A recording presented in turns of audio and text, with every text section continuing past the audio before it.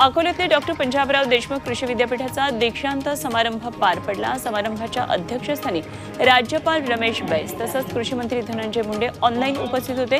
यावेळी सुमारे 3500 विद्यार्थ्यांना पदवी प्रदान करण्यात आली। यंदाच्या आर्थिक वर्षामध्ये मध्य रेल्वेनं फुकट्या प्रवाशांकडून 100 कोटीहून अधिकची वसुली केली आहे। गेल्या वर्षीच्या तुलनेत यंदा कमी कालावधीमध्ये 100 कोटींचा हा टप्पा पार केला आहे। अकोल्यामध्ये शेतकरी मुलामुलींनी व्हॅलेंटाईन डे अनोख्या पद्धतीने साजरा केला। आपला पहिला व्हॅलेंटाईन म्हणजे आमचा शेतकरी आणि शेती आहे आणि त्यांची नेहमी सुरक्षा करावी याकरता थेट जिल्हाधिकाऱ्यांना त्यांनी गुलाबाची फुलं देऊन ही विनंती केली। सुमारे 150 शेतकरी मुलं-मुली या अनोख्या मोहिमेमध्ये सहभागी झाले।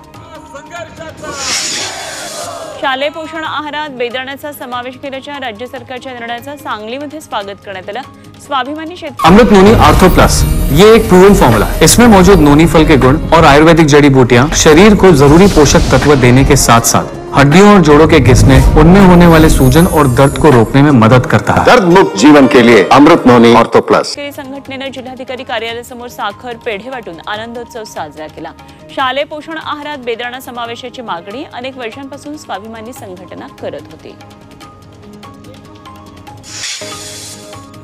अमरावतीत नियम धाब्यावर बसवून रेड्यांची झुंज लावण्यात आली। तिवसा तालुक्यातल्या तळेगाव ठाकूर गावामध्ये घटना घडली आहे आणि या झुंजी पाहण्यासाठी मोठ्या प्रमाणात नागरिकांनी गर्दी केलेली। यूएईमध्ये सर्वात मोठं हिंदू मंदिर उभारण्यात आलंय। पंतप्रधान नरेंद्र मोदी यांच्या हस्ते मंदिराचं काल उद्घाटन झालं।